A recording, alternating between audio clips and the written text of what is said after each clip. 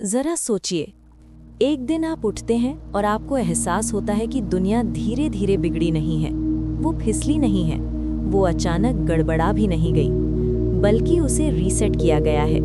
संयोग से नहीं, दुर्घटना से नहीं, बल्कि ऐसे पैटर्न के जरिए जो इतिहास में बार बार दोहराए जाते हैं। यही द 5 रीसेट किताब का मूल विचार है, और आज इस वीडियो में हम इसी किताब को उसके अपने उदाहरणों और तर्कों के जरिए समझने वाले हैं। ना इंटरनेट की अफवाहें, ना मीम्स, ना बढ़ा चढ़ाकर कही गई बातें, सिर्फ वो फ्रेमवर्क जो किताब खुद पेश करती है और जिसकी वजह से बहुत से लोग इसे रेड पिल कहते हैं। सबसे पहले एक बात साफ कर लें, ये वीडियो डर फैलाने के लिए नहीं है। ये ना तो सर्वनाश की भविष्यवाणी है और ना ही कोई साजिशी भाषण। असल में इस किताब की सबसे परेशान करने वाली बात यही है कि इसका टोन शांत है। ये चिल्लाती नहीं, ये धमकाती नहीं, ये बस कहती है इतिहास देखो, इंसानी व्यवहार देखो और ये समझो कि जब भी सिस्टम पर दबाव पड़ता है तो हमेशा क्या होता है। और एक बार जब आप उस पैटर्न को देख लेते हैं तो फिर आप उसे अनदेखा नहीं कर पाते। किताब की शुरुआत इसी बात से होती है कि सभ्यताएं एक ही झटके में खत्म नहीं होती, वे रीसेट होती है। रीसेट का मतलब अंत नहीं होता, रीसेट का मतलब होता है नियम बदलना, पावर शिफ्ट होना, उम्मीदों का कम हो जाना। और ज्यादातर लोगों को तब पता चलता है कि रीसेट हो चुका है जब बहुत देर हो चुकी होती है। पहला बड़ा रीसेट जिस पर किताब बात करती है वो है फाइनेंशियल रीसेट। यहीं से ज्यादातर लोगों की जिंदगी में असली दर्द शुरू होता है, क्योंकि पैसा हर चीज से जुड़ा है।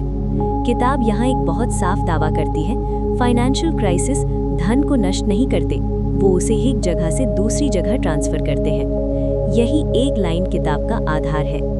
किताब ग्रेट डिप्रेशन, 1970s की महंगाई और ख़ास तौर पर 2008 के फाइनेंशियल क्रैश जैसे उदाहरणों की बात करती है।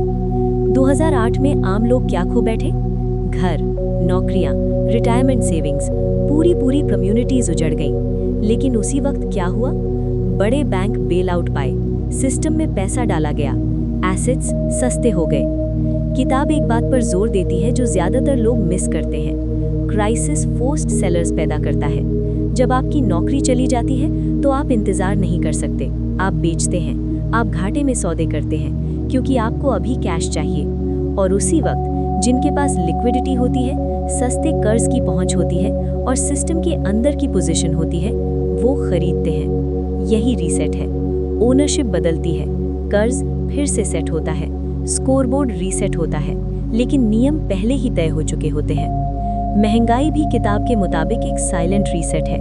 कोई दंगे नहीं, कोई इमरजेंसी अलर्ट नहीं, बस आपकी बचत धीरे धीरे कम कीमत की हो जाती है, फिक्स्ड इनकम कमजोर पड़ती है, जबकि बड़े कर्ज लेने वालों के लिए कर्ज आसान हो जाता है।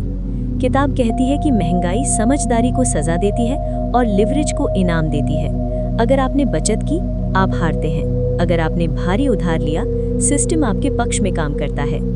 यही बहुत से पाठकों को रेड पिल वाला एहसास होता है, क्योंकि किताब ये नहीं कहती कि ये सब गलती से हो रहा है, वो कहती है इंसेंटिव्स इंटेंशन से ज्यादा ताकतवर होते हैं। अब इसके बाद किताब आती है पॉलिटिकल रीसेट पर। इतिहास में पावर शांति के समय में नहीं बढ़ती, वो डर के समय में बढ़ती है।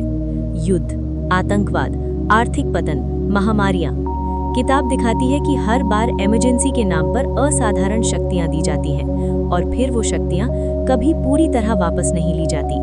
टेम्पररी कानून, टेम्पररी सर्वेलेंस, टेम्पररी कंट्रोल, और फिर वो नया नॉर्मल बन जाता है। किताब इस प्रोसेस को नॉर्मलाइजेशन कहती है। पहले विरोध होता है, फिर डर, फिर आदत। नई पीढ़ी ये मानकर बड़ी होती है कि चीजें हमेशा से ऐसी थीं। ये किसी एक देश या पार्टी की बात नहीं है, किताब इसे एक स्ट्रक्चरल पैटर्न बताती है।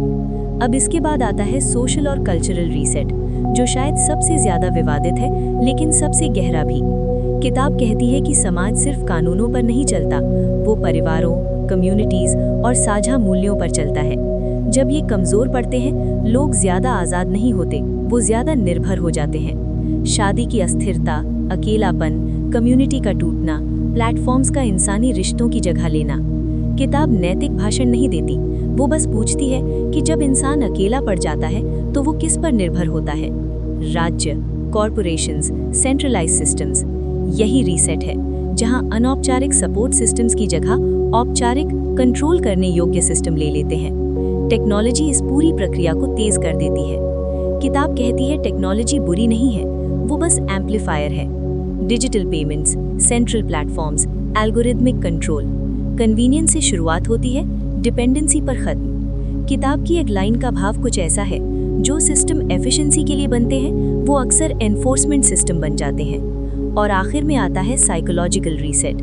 ये वो रीसेट है जो सबको लॉक कर देता है।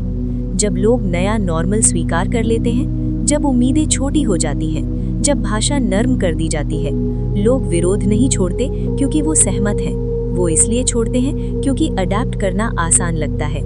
किताब कहती है एक बार मानसिक स्वीकृति आ गई तो जबरदस्ती की जरूरत नहीं रहती। सभी 5 रीसेट एक दूसरे को मजबूत करते हैं। फाइनेंशियल स्ट्रेस पॉलिटिकल कंट्रोल को आसान करता है, पॉलिटिकल कंट्रोल टेक्नोलॉजी को तेज करता है, टेक्नोलॉजी कल्चर को बदलती है, कल्चर साइकोलॉजी को, और यही पूरा लूप है। लेकिन किताब विद्रोह की बात नहीं करती, वो डर नहीं बेचती, वो बस कहती है अगर रीसेट सभ्यताओं का हिस्सा है तो सवाल ये नहीं है कि वो होंगे या नहीं, सवाल ये है कि आप उनके बीच कैसे जिएंगे। कमजोरी कम करो, एक ही सिस्टम पर निर्भर मत रहो, ऐसी स्किल्स बनाओ जो आपके साथ चलें, फ्लेक्सिबल रहो। रीसेट कठोर लोगों को तोड़ते हैं, अडैप्ट करने वालों को नहीं। यही वजह है कि बहुत लोग इस किताब को रेड पिल कहते हैं, क्योंकि ये दुनिया को नया नहीं बनाती, ये आपको उसे नए तरीके से देखने पर मजबूर करती है। अगर आपको ये ब्रेकडाउन काम का लगा तो वीडियो को लाइक करें, चैनल को सब्सक्राइब करें और नोटिफिकेशन ऑन करें। कमेंट में बताइए कि आप अगली वीडियो में क्या देखना चाहते हैं, full chapter by chapter breakdown, the great reset से तुलना, या किताब की आलोचना। देखने के लिए धन्यवाद। अगली वीडियो में मिलते हैं।